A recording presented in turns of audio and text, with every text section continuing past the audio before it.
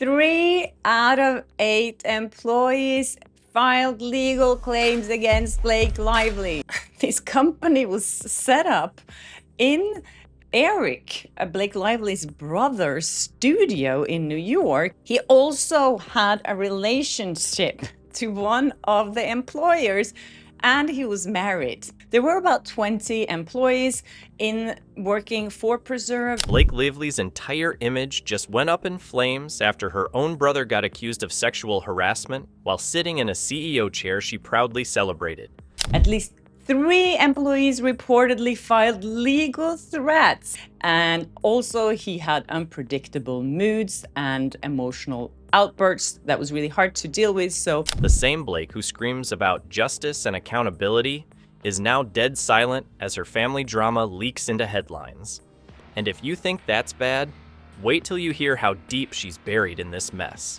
Because of Blake Lively's brother, who was so incompetent and could not lead. Staff spoke anonymously, fearing backlash from Lively for calling out the shambolic and inappropriate work environment. Her brother was completely useless. So it was Eric who hired the staff. Blake's brother, Eric Lively, has turned her life into a whirlwind of chaos, dragging her polished reputation through the mud. You know, looking at the Lively family, it's hard not to wonder if they missed the memo on normal functioning. Honestly, this crew seems to have taken family drama and turned it into a full-blown art form.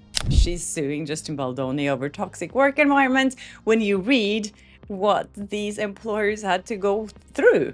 You've got Eric, who somehow thinks running a lifestyle brand means turning his office into a weird cross between a college dorm room and a pot-smoking den. It's so ironic.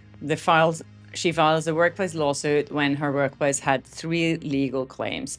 3 out of roughly 8 employees made legal claims. Then there's Blake, who apparently thinks it's totally fine to put her brother in charge of a company and then act like she's just a surprised innocent when the whole thing implodes spectacularly. Allegations of sexual harassment, workplace dysfunction, and a toxic environment at her now defunct lifestyle brand Preserve are making waves. Let me get this straight. Blake Lively and her publicists are out there slamming Justin Baldoni for creating an unsafe workplace. The kicker? This is all unfolding while Blake is busy suing Justin Baldoni for, you guessed it, workplace misconduct. The irony is almost too perfect, isn't it?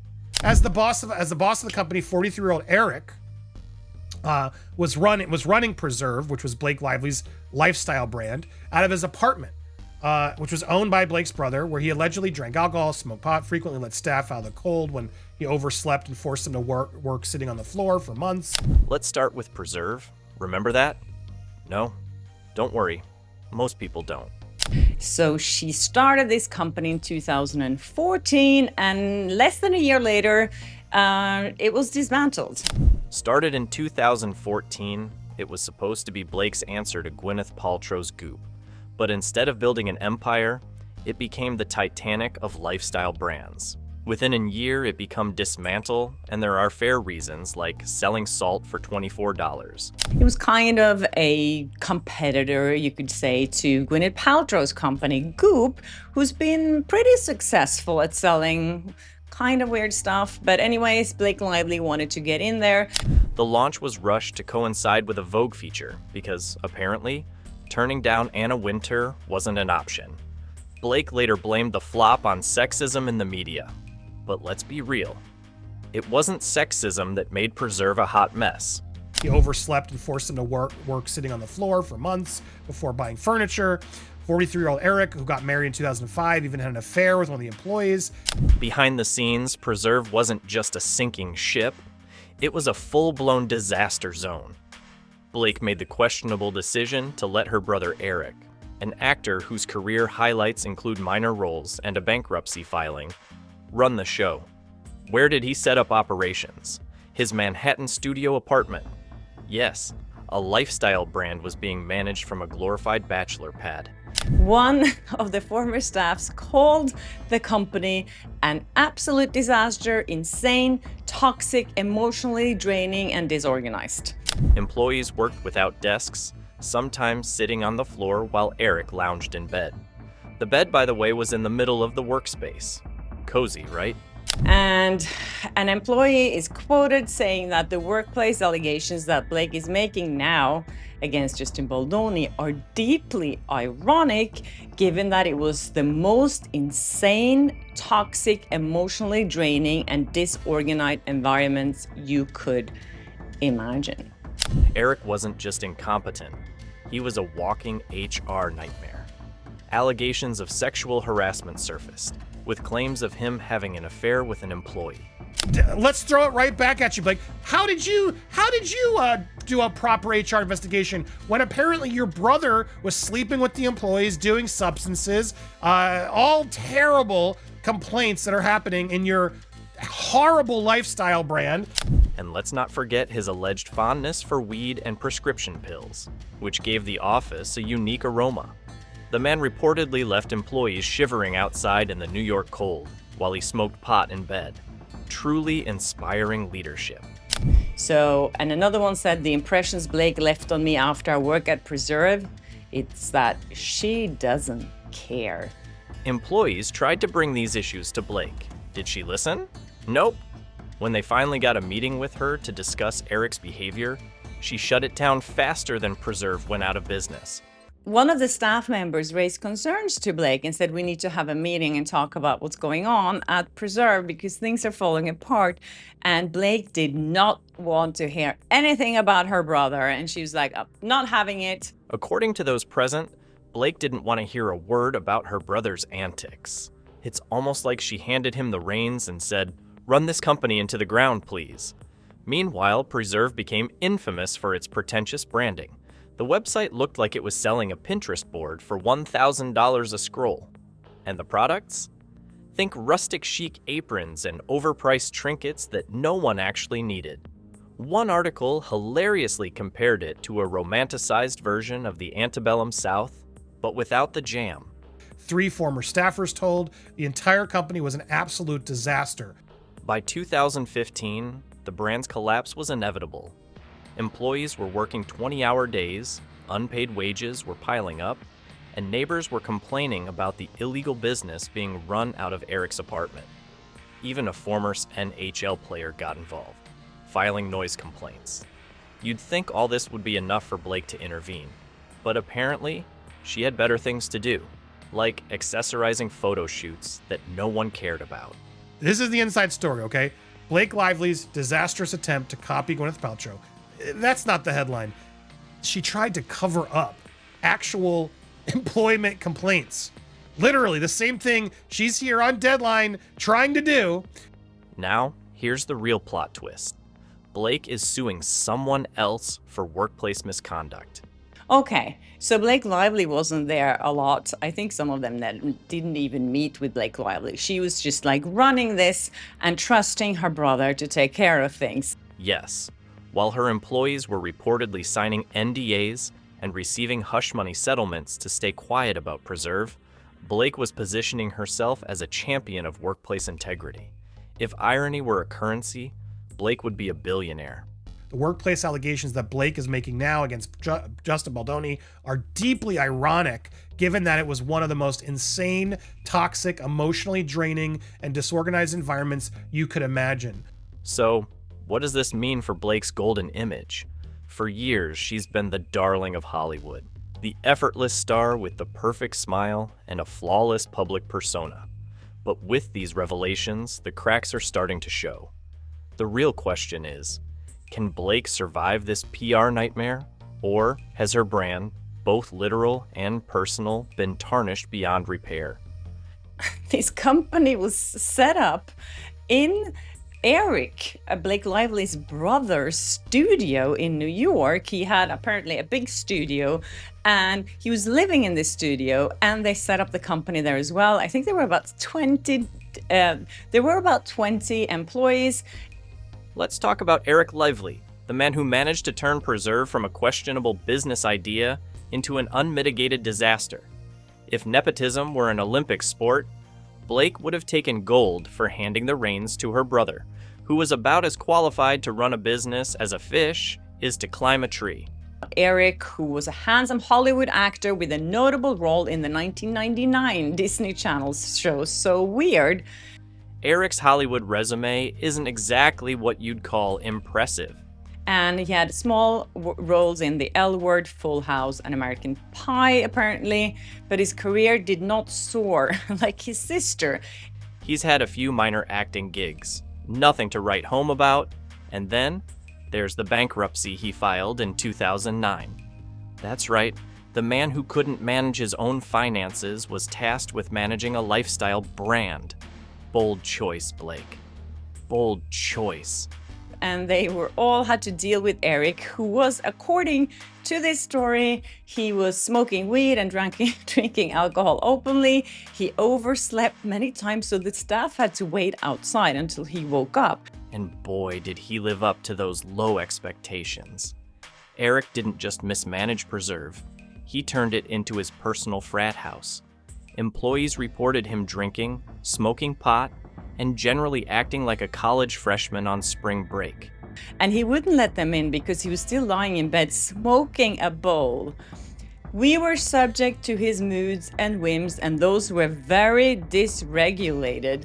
And if you thought that was bad, he made his team wait in the freezing New York cold while he smoked pot inside.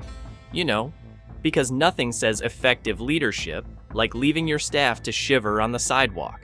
They published a story after speaking to 6 former employees from Blake Lively's previous company called Preserve. So as I said, Daily Mail has interviewed 6 former employees, and they're explaining all the crazy stuff that went down when they worked for this company. According to Daily Mail, 6 former employees interviewed, and all of them bashed Blake Lively for giving a work environment that sounds like a nightmare. Sitting on the floor. They were sitting on the floor for months because they didn't have any furniture at the company. The workspace itself was a masterpiece of dysfunction. A tiny Manhattan studio apartment, not an office in sight. Instead of desks, employees worked on the floor or perched awkwardly around Eric's bed. Yes, his bed. The centerpiece of the office wasn't a conference table or a whiteboard. It was where he presumably slept, ate, and plotted new ways to tank the company. Mood swings were included at no extra charge. And then there were the hiring practices, or lack thereof. Eric didn't seem to prioritize qualifications or even basic competence. Employees described a revolving door of hires who were thrown into chaotic situations without training or support. It was less team building and more sink or swim. Spoiler alert, most sank. And also he had unpredictable moods and emotional outbursts that was really hard to deal with. So staff members felt that they had to walk on eggshells all the time not to piss him off. Now let's shift gears to the real star of this circus, the work environment. Calling it toxic might actually be an understatement. So it was Eric who hired the staff, it seemed. He hired about 20-something from a world of digital marketing and design to work there. And it says for many weeks or months, there were no desks. Former employees have described their time at Preserve as nothing short of a nightmare. Unpaid wages, insane workloads, and whatnot. And let's not forget the charming ambiance of an office that constantly reeked of weed. Who needs air fresheners when you've got Eric's unique aroma? So Blake Lively gave him obviously this opportunity when he had nothing else going on in his life, which was a nice thing of her to do with her brother, but her brother was completely useless. The disorganization was on another level. Strategy meetings were reportedly called at random, often with no clear agenda. Employees were expected to work 20-hour days in conditions that would make most sweatshops look like luxury resorts. And despite their Herculean efforts, there was no acknowledgement, just more chaos and more unpaid hours. 3 employees filing legal complaints afterwards after they were all let go and fired for mistreatment. But what about that one? When things started to spiral, legal trouble wasn't far behind. Multiple employees reportedly filed claims over unpaid wages and hostile working conditions. Rumor has it, the company shelled out hefty settlements to keep those lawsuits under wraps. You'd think at some point Blake might have stepped in to clean up the mess, but nope, she was too busy pretending everything was fine. Did you do any proper investigations then, Blake? I'm curious, because if we're going to hold people accountable, right? If we're going to be man enough, Ryan, if we're going to be man enough, can we call out Blake's brother? Or is that something else you tried desperately to cover up with your own publicity team? Speaking of Blake, let's talk about the employees' attempts to address their concerns with her. When they finally managed to secure a meeting to discuss Eric's behavior, Blake wasn't having it. She allegedly dismissed their complaints, shutting down any talk of her brother's antics. It's almost as if she thought turning a blind eye would magically solve everything. Spoiler alert, it didn't. The irony of being a lifestyle site that was selling these really expensive wares was not lost on anyone. It was a big studio. The frustration among the staff was palpable. Here they were, working their fingers to the bone in a toxic environment, only to be met with silence or indifference from their boss. Blake's refusal to address Eric's behavior wasn't just disappointing. It was a slap in the face to the people keeping her brand afloat. Another one says, she was always very nice to me, but you would think that for somebody so concerned with their image and their narrative, they would have been more caretaking to make sure things were more professional. At this point, it's clear that Preserve wasn't just a poorly executed business idea. It was a breeding ground for dysfunction. Between Eric's antics and Blake's inaction, the whole operation was doomed from the start. And now, with these allegations coming to light, the world is finally seeing what went on behind the scenes. So, what's the takeaway here? For all the rustic chic branding and aspirational marketing, Preserve was anything but polished. It was messy, chaotic, and riddled with issues that could have been avoided with even a modicum of competent leadership. Instead, it became a cautionary tale of what happens when you mix nepotism, unqualified management, and a hefty dose of denial. She also said, my team of amazing people were coming to work and bleeding, sweating, and crying every day and loving it. I don't think they were loving it. I think they were crying and bleeding and sweating every day because of Blake Lively's brother, who was so incompetent. Eric Lively may have been the unqualified boss, but Blake's refusal to act made her complicit in the chaos. And now, with the skeletons tumbling out of the Preserve closet, it's safe to say this story is far from over. The bed was part of the same room. There was a whiteboard, but it wasn't really furnished. I felt like he was being an actor acting the part of a creative director for this company. And just when you thought this story couldn't get any messier, here's the real kicker: the bed in the office. Yes, you heard that right. Eric Lively, in his infinite wisdom, decided that the centerpiece of his so-called office, located in a cramped Manhattan studio apartment, should be a bed. Not a desk, not a workspace, but a bed. It's the kind of decision that makes you wonder if professionalism ever even crossed his mind. That her brother, who was kind of a CEO, I think, no, he was a creative director. And of course, then he had the power over this other person that he was having an affair with, which would definitely not be okay in Blake Lively's world. Now, this wasn't just quirky or eccentric, it was downright uncomfortable. Employees had to work around a literal bed, which, let's be honest, is the kind of thing that immediately screams, "Red flag!" The message was clear.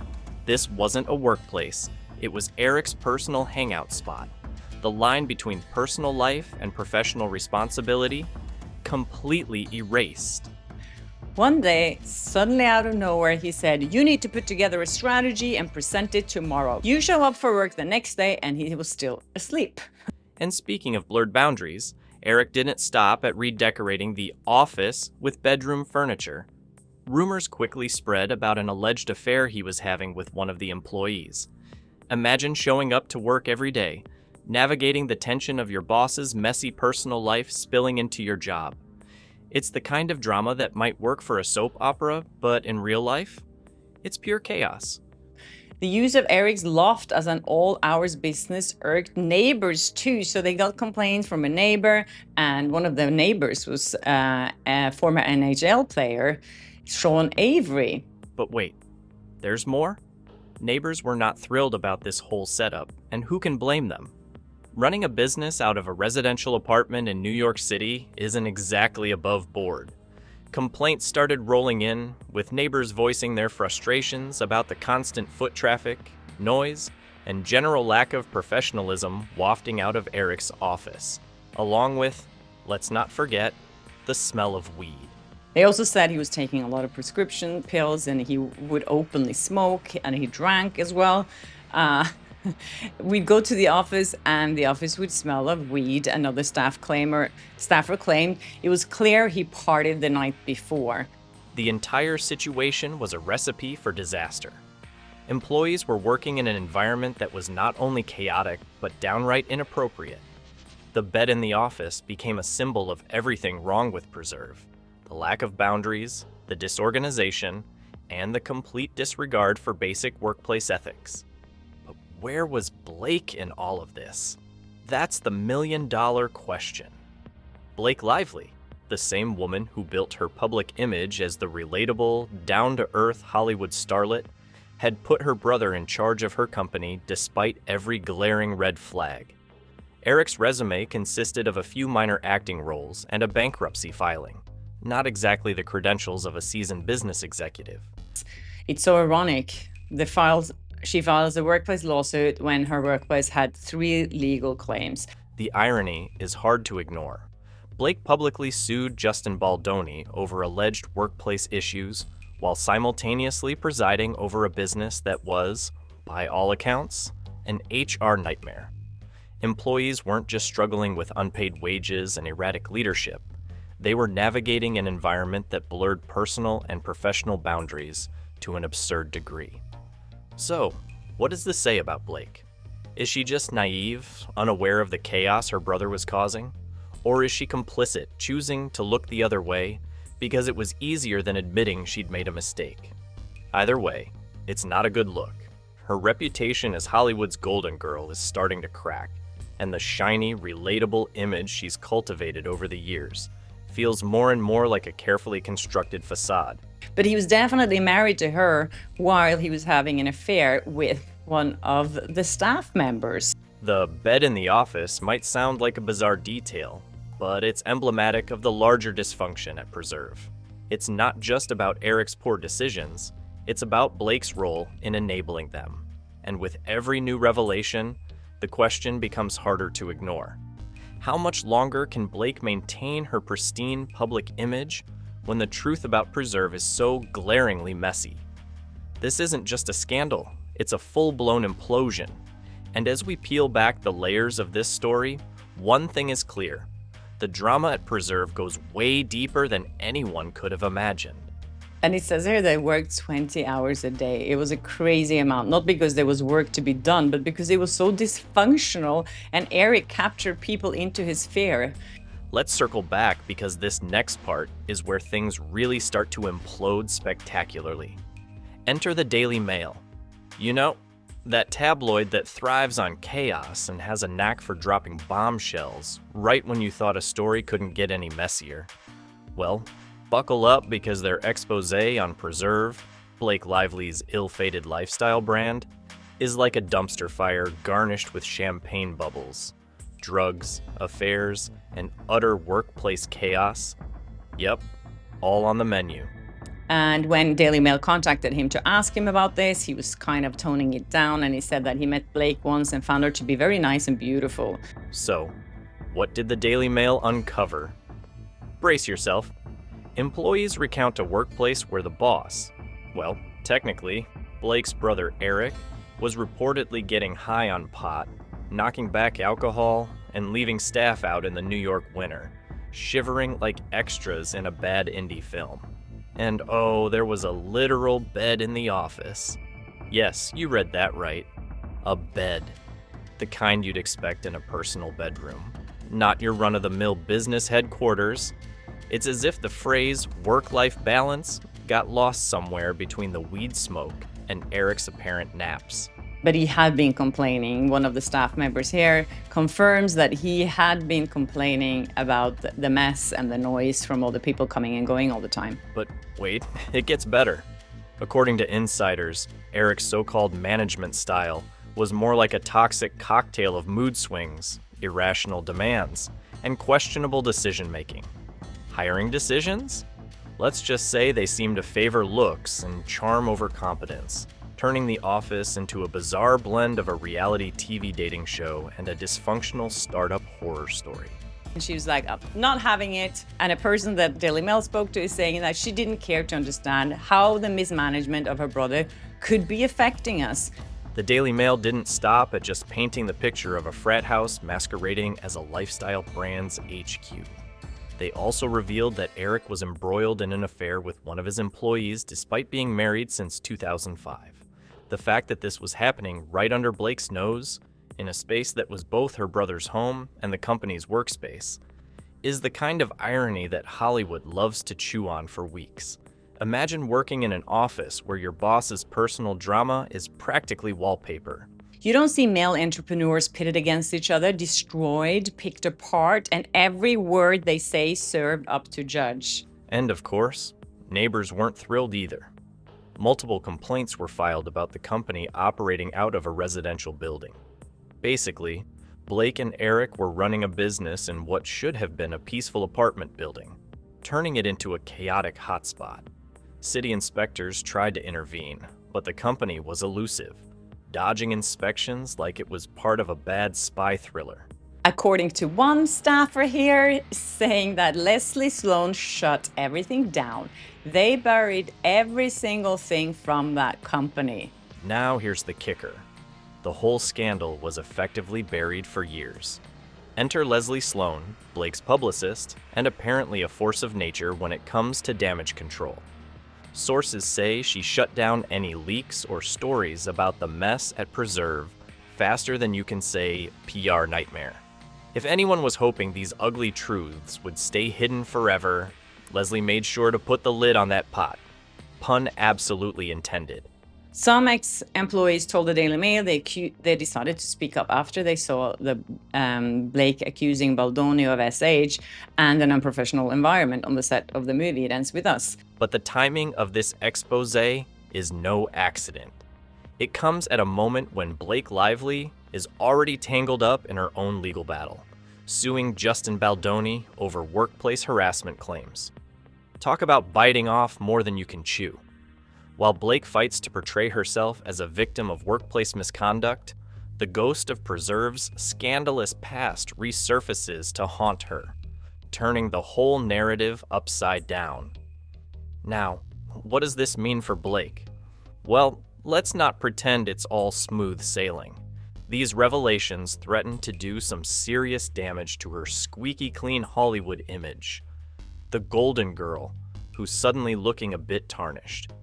The big question on everyone's lips is whether Blake will finally address these allegations head-on or try to keep her distance from her brother's mess.